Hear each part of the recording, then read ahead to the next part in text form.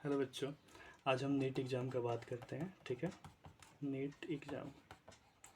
तो सबसे पहले समझते हैं कि नीट एग्ज़ाम देता कौन है। ठीक है, तो जब भी बच्चे टेंथ पास आउट होते हैं, ठीक है, जब भी बच्चे टेंथ पास करते हैं, 11th में एंट्री करते हैं, अगर उनका चॉइस होता है पीसीबी, ठीक है, फिजिक्स केमिस्ट्री और बायोलॉजी चॉइस होता है उनका, तो वो ये एग्ज़ाम देते हैं। ठीक है, क्यों? क्योंकि बायोलॉजी इन द सेंस कि ये बायोलॉजी अगर बच्चा लिया है इन द सेंस कि वो मेडिकल के लिए लेता है, नॉर्मल तौर पे लोग जानते हैं। ठीक है, ये नीट एग्ज़ाम का फुल फॉर्म क्या होता है देखो ज़रा, नेशनल एलिजिबिलिटी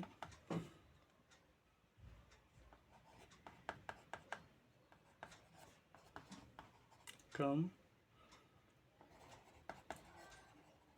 एंट्रेंस टेस्ट होता है। ठीक है, ये एग्ज़ाम जो होता है बच्चा 720 मार्क्स का होता है। टोटल क्वेश्चंस कितने होते हैं? तो 180 क्वेश्चंस होते हैं टोटल। ठीक है, ईच क्वेश्चन कितना कैरी करता है बच्चा? तो 4 मार्क्स ईच क्वेश्चन कैरीज। और नेगेटिव मार्क्स कितना होता है? तो -1 होता है। गलत होने पर, सही होने पे 4 मिल जाएगा, गलत होने पर -1 हो जाएगा। ठीक है, ये चीज़ आपको समझ में आई। अब हम चलते हैं नीट एग्ज़ाम के बारे में, थोड़ा सा डीप नॉलेज जानते हैं नीट के बारे में। तो मैंने स्टार्टिंग में ही क्या बताया, पीसीबी होता है इसमें। ठीक है, फिजिक्स से जो टोटल क्वेश्चन होते हैं 45 क्वेश्चंस होते हैं। केमिस्ट्री की बात किया जाए तो 45 क्वेश्चंस होते हैं, और बायोलॉजी की बात किया जाए तो 90 क्वेश्चंस होते हैं। ठीक है, मैंने बताया था कि ईच क्वेश्चन 4 मार्क्स कैरी करता है बेटा। ठीक है, तो कितना हो गया? 180 हो गया, 180 हो गया, और ये हो गया 360। कितना हो गया? 360 मार्क्स हो गया। ठीक है, तो अगर आप जब भी नीट एग्ज़ाम को टारगेट करते हो तो 100% आपका बायोलॉजी फील्ड होना चाहिए, पहली बात। और बायोलॉजी के साथ साथ आपको बायोलॉजी अच्छा भी होना चाहिए। आपका 89 क्वेश्चन से लेकर के 90 क्वेश्चन के आसपास सही होना चाहिए, तभी आप माने जाओगे कि नीट एग्ज़ाम के लिए बेस्ट हो। ठीक है, क्योंकि जब भी आप नीट एग्ज़ाम का बात करते हो सबसे ज़्यादा क्वेश्चंस किससे आते हैं? बायोलॉजी से आते हैं। अगर आप नीट एग्ज़ाम देते भी हो तो क्यों देते हो? क्योंकि आपका बायोलॉजी कहीं ना कहीं अच्छा रहता है। आप 10th में ही जान लेते हो कि मेरा बायोलॉजी अच्छा है कि मैथ अच्छा है, तो उसके अकॉर्डिंग आप देते हो। ठीक है, अब देखो, अगर आप नीट एग्ज़ाम का बात करते हो तो नीट एग्ज़ाम में 3 things are very important: speed, accuracy और कंसिस्टेंसी। ये 3 चीज़ आपको होना बहुत ज़रूरी है। एक चीज़ और, आप अगर 12th पास कर गए, जाहिर सी बात है 12th अपेयरिंग पे ही एग्ज़ाम तुम देते हो। ठीक है, अगर आप 12th पास आउट नहीं हुए तो आप ये एग्ज़ाम नहीं दे सकते हैं। 12th पास आउट होने के लिए सबसे पहले आपको 50% तो क्राइटेरिया किसके लिए है? जितने भी जनरल हैं या EWS हैं उनके लिए है। अगर बात करेंगे 40% क्राइटेरिया या 45% इन क्लास 12th। ठीक है, तो OBC हो गए जितने भी, SC हो गए या ST हो गए, इनके लिए 40% क्राइटेरिया नीडेड है, और इनके लिए 50% क्राइटेरिया नीडेड है। क्लास 12th पास होना चाहिए, और सब्जेक्ट क्या होना चाहिए? PCB होना चाहिए। ठीक है, मिनिमम एज की बात करें तो 17 साल होना चाहिए। ठीक है, 25 ईयर तक आप दे सकते हो इस एग्ज़ाम को। ठीक है, इस चीज़ों को भी ध्यान में आपको ध्यान देना होगा। मिनिमम एज 17 साल होना चाहिए, 17 ईयर्स, और 25 ईयर मैक्सिमम होना चाहिए। ठीक है, अगर हम नीट एग्ज़ाम का बात करते हैं, जब आप नीट एग्ज़ाम देते हो 720 मार्क्स का 180 क्वेश्चंस होते हैं, तो इसमें टाइमिंग कितना होता है? 3 आवर्स का होता है।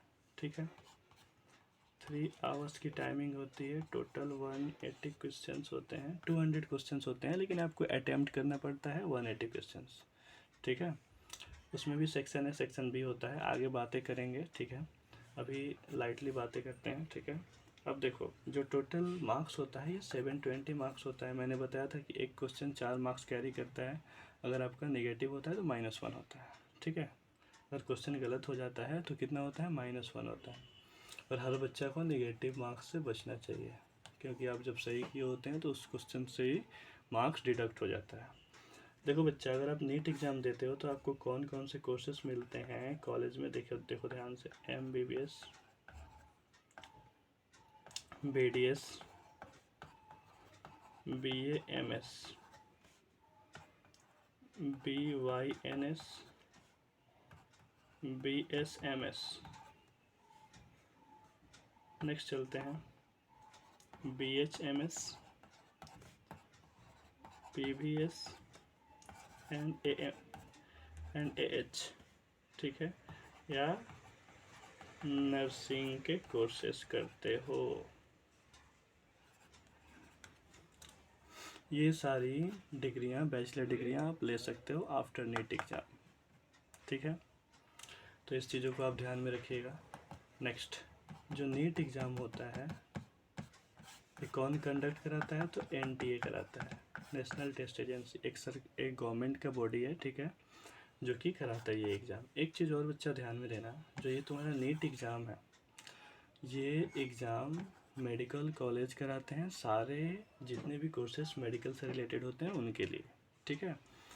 एक छोटी सी चीज़ों पे आपको ध्यान देना अति आवश्यक है। क्या है कि किसी भी एग्ज़ाम के लिए स्पीड, एक्यूरेसी और कंसिस्टेंसी तो मेंटेन रहना ज़रूरी है। इसके साथ साथ इस एग्ज़ाम में डिसिप्लिन भी इम्पोर्टेंट रोल निभाता है, ठीक है।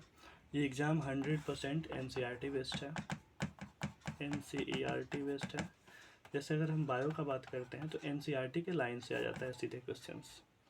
अगर हम केमिस्ट्री का बात करते हैं, इनऑर्गेनिक का या ऑर्गेनिक का रिएक्शंस या फिजिकल केमिस्ट्री के कुछ फार्मूलाज और इम्पोर्टेंट पॉइंट सारे NCERT से आते हैं। फिज़िक्स भी बात करें तो NCERT बेस्ड ही होता है, NCERT से बाहर नहीं होता है।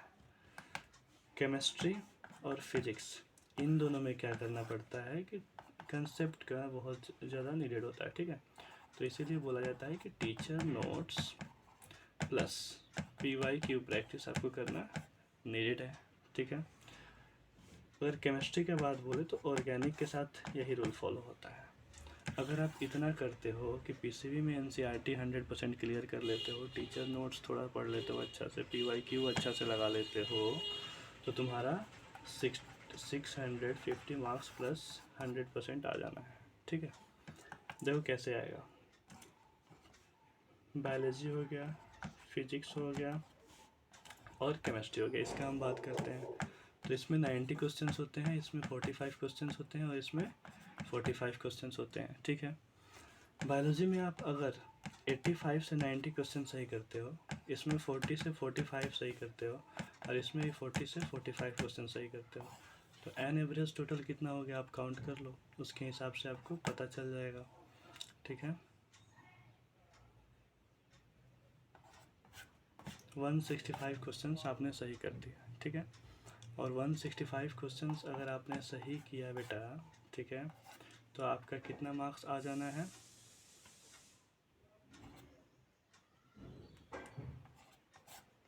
660। आप जनरल हो, OBC हो, EWS हो, कोई भी क्राइटेरिया से आप हो, तो 660 मीन्स सिलेक्शन फिक्स है, ठीक है। क्योंकि जनरल अगर हो आप, जनरल का हाईएस्ट कट हो जाता है, हाईएस्ट बता दे रहे हैं तो बाकी तो चीज़ें आप समझ सकते हो। तो 600 प्लस स्कोर आप किए हो तो आपका सिलेक्शन फिक्स है,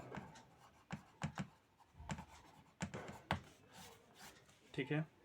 अब ध्यान से देखो, selection fix in the sense कोई भी आपको गवर्नमेंट मेडिकल कॉलेज मिल जाना है, ठीक है, या स्टेट लेवल मिले या सेंट्रल लेवल मिले, ठीक है। तो जब भी आप नीट एग्ज़ाम का तैयारी करते हो अच्छा से तैयारी करो। बाकी आगे वीडियो हम 2-3 ठो डाल दे रहे हैं डिटेल्ड, ठीक है, उस चीज़ों को देख लेना ध्यान से। बाकी इस चैनल पे फिजिक्स, केमिस्ट्री, बायोलॉजी, मैथ सबके क्लासेस रेगुलर चलेंगे। डेली कुछ ना कुछ टॉपिक डाला जाएगा इस चैनल पे, फ्री ऑफ कॉस्ट डाला जाएगा। आप अगर मन से पढ़ोगे तो टॉपिक वाइज सारे कंसेप्ट आपके क्लियर हो जाएंगे। तो ये नीट एग्ज़ाम था। एक छोटा सा एग्ज़ाम हम बात करते हैं CUET का।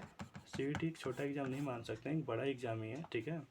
ये भी NTA ही कंडक्ट कराता है जैसे नीट एग्ज़ाम कराता है।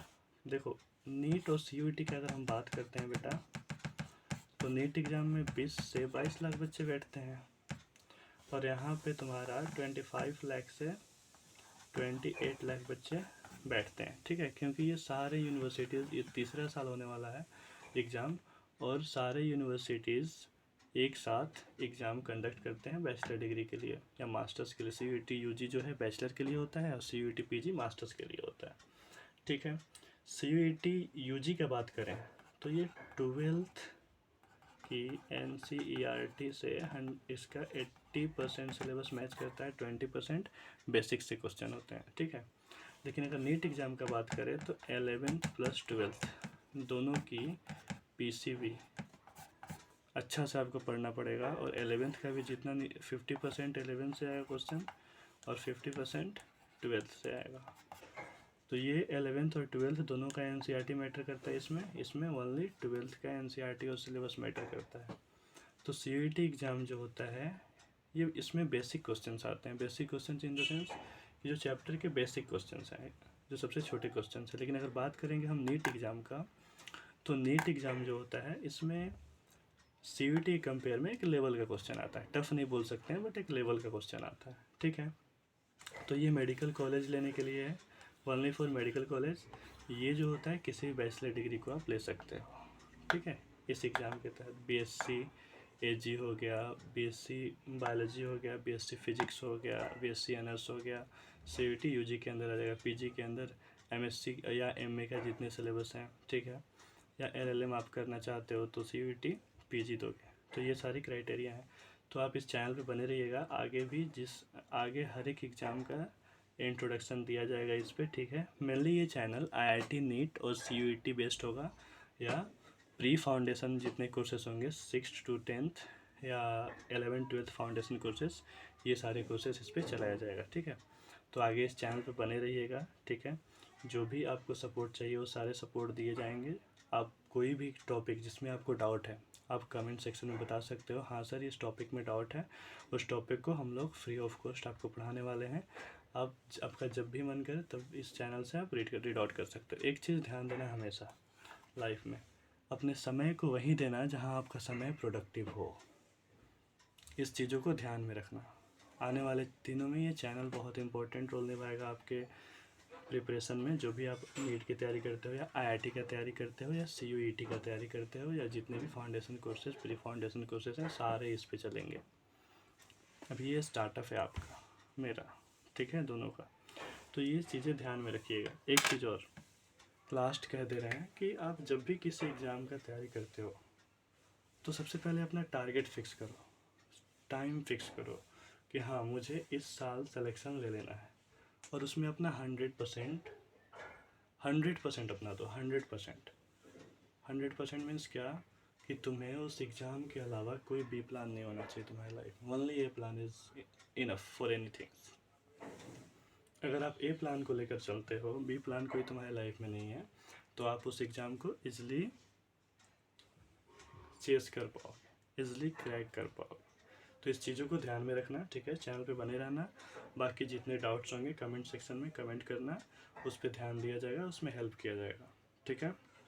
चलते हैं बच्चों।